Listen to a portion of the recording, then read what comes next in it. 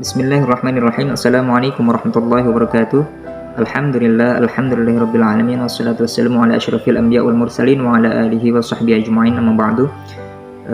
Sahabat FK Nur Muhammad dimanapun berada, mudah-mudahan selalu dalam naungan dan lindungan Allah Subhanahu wa taala. Masih bersama saya di sini Muhammad Abdurrahman dalam kajian Al-Mahfudhah yang berjudul Qala Sayyid Ahmad Al-Hashimi. Dari Sayyid Ahmad Al-Hashimi, apa kata nasihat beliau? Mari kita dengarkan bersama. Alaika bis-sabri wal ikhlasi fil amali wa lazimil khaira fi halin wa murtahal. Alaika an takuna sabiran wa mukhlishan fi kulli amalin lianna husnal amali sawfa la ya'ti illa bis-sabri wat ta'anni wal ikhlas. Ternyata dalam kesabaran dan keikhlasan ada kesuksesan. Ternyata dalam kesabaran dan keikhlasan ada Allah yang menyertai kita. Siapa yang ingin disertai oleh Allah Subhanahu wa taala dalam mendidik, maka harus bersabar. Hasilnya tidak akan mengecewakan, pasti akan baik. Seperti halnya Rasulullah SAW mendidik para sahabatnya. Lahirlah karakter-karakter seperti Abu Bakar As-Siddiq, Umar bin Khattab, kemudian Utsman bin Affan radhiyallahu anhum, dan Ali bin Abi Thalib karramallahu wajhah, ya. Inilah karakter-karakter yang tentunya kita inginkan sebagai generasi-generasi Islam, ya. Maka kuncinya dua. Yang pertama sabar dan ikhlas. Yang kedua adalah keikhlasan. Kenapa harus ikhlas? Karena hanya orang-orang mukhlislah, orang-orang ikhlaslah yang mampu mengemban agama ini, amanah dari agama ini. Kenapa? Karena Allah menyertai. Dan hati-hati dengan orang-orang yang mukhlis. Jangan sampai mentang-mentang teman perjuangan kita adalah orang yang ikhlas, lalu kita mengambil manfaat untuk kepentingan duniawi kita. Karena orang yang ikhlas tidak akan banyak menuntut, ya, terutama dalam sesuatu yang bersifat duniawi. Kenapa? Karena dia tahu kalau dia banyak berharap dari manusia, dari selain Allah, maka dia akan kecewa, akan banyak kecewanya, akan banyak sakitnya. Maka orang mukhlis tidak akan banyak menuntut, kecuali hanya meminta dan memohon kepada Allah. Kita berbuat sesuatu, memanfaatkan orang yang mukhlis untuk kepentingan duniawi kita, maka Allah yang akan langsung membalasnya. Hati-hati. Kemudian hendaknya dimanapun kita berada, berbuatlah baik selalu, karena tidak ada perbuatan baik yang tidak ada kebaikan yang akan kita dapatkan kecuali karena perbuatan baik kita.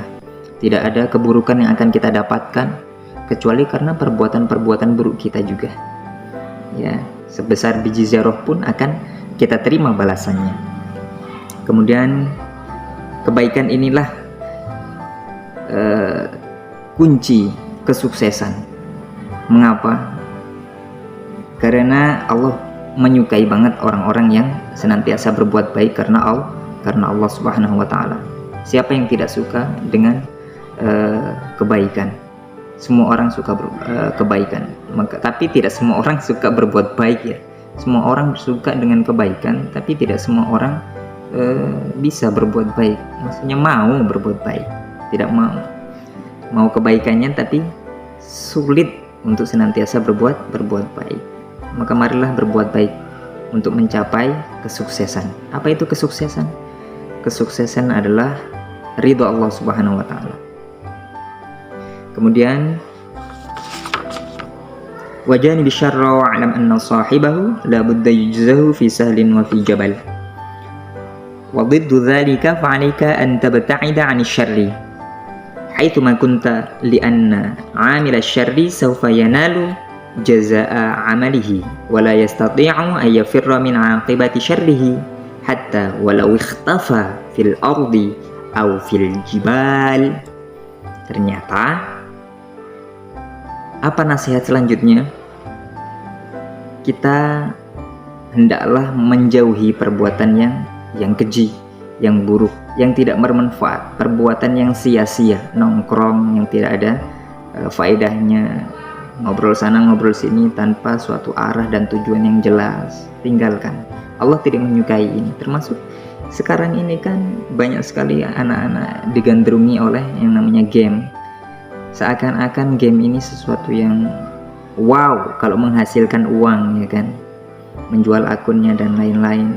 Padahal apa yang dimanfaatkan dari dunia nyatanya? Tidak ada, kecuali hanya uang. Kalau memang sudah menghasilkan, apakah hidup Anda untuk uang?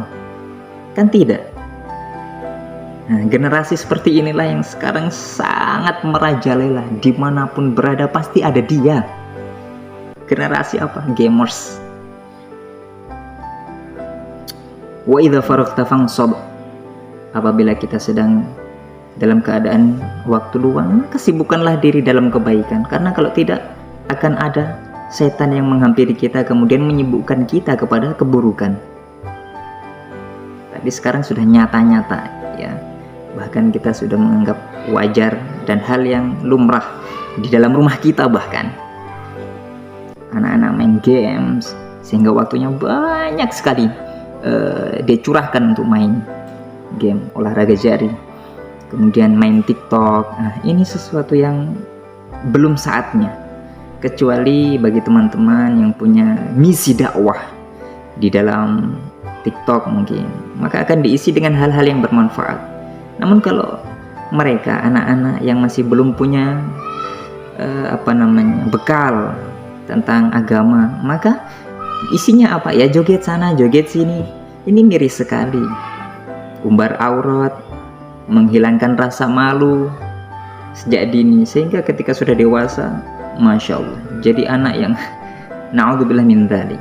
Jadi coba cek lagi bagaimana keluarga kita pada saat ini, ya, dari perbuatan yang sia-sia. Wajani bisyarra wa'lam anna sahibahu la budda yujzahu fi sahlin wa fi jabal. Dimanapun kita berada, entah itu kita akan sembunyi di lubang semut pun, ataupun kita sembunyi di lereng-lereng gunung yang sangat aman, tidak ada seorang pun yang tahu. Tapi kalau kita berbuat buruk, pasti kita akan dapat keburukan. Itu akan menghampiri kita, bagaimanapun caranya pasti akan kita dapati, ya. Maka jangan sekali-kali coba-coba berbuat buruk, karena berbuat buruk maka imbasnya akan sangat fatal untuk kebaikan-kebaikan kita, bisa melunturkan kebaikan yang sudah kita bangun. Kemudian untuk ini teman-teman FK Nur Muhammad, mudah-mudahan menjadi sesuatu yang menginspirasi kita untuk senantiasa berbenah diri. Jangan sampai kita membangun diri kemudian kita melupakan keluarga-keluarga kita. Kita membangun orang di luar sana, kemudian keluarga kita biarkan. Jangan sampai. Mari tawassaw bil haqqi wa tawassaw bis sabr, saling menasihati dalam kebenaran dan kesabaran. Karena bukti cinta adalah nasihat. Sudahkah kita menasihati teman-teman kita, keluarga terdekat kita? Kalau kita sudah menasihati mereka, berarti kita sudah membuktikan cinta kita kepada mereka. Karena Allah mencintai kita semua dengan apa? Dengan Al-Quran. Apa isi Al-Quran? Nasihat-nasihat, ya kan? Bagaimana Rasulullah mencintai para umatnya? Dengan hadis-hadis, sunnah-sunnah yang beliau tinggalkan. Dan apa isinya apa? Adalah nasihat. Kalau kita ngaku cinta sama keluarga kita, suami kita, istri kita, anak-anak kita, sudahkah kita menasihati mereka? Ya, kalau kita sudah menasihati berarti itulah cinta. Kalau belum, dan nasihat itu bukan cuma omongan, tapi harus dicontohkan dengan perilaku kita sebagai orang tua, sebagai pendidik, sebagai teman, ya kan? Seperti itu. Terima kasih. Mudah-mudahan bermanfaat bagi teman-teman semua, terkhusus untuk diri saya sendiri dan umumnya untuk teman-teman sahabat di FK Nur Muhammad dan sampai di luar sana, ya. Kurang lebihnya saya mohon dimaafkan. Sangat kami nantikan koreksiannya, ya. Mudah-mudahan bisa saling menasihati dalam kebaikan dan kesabaran. Billahi taufiq wal hidayah wal ridha wal inayah. Assalamualaikum warahmatullahi wabarakatuh. Dadah.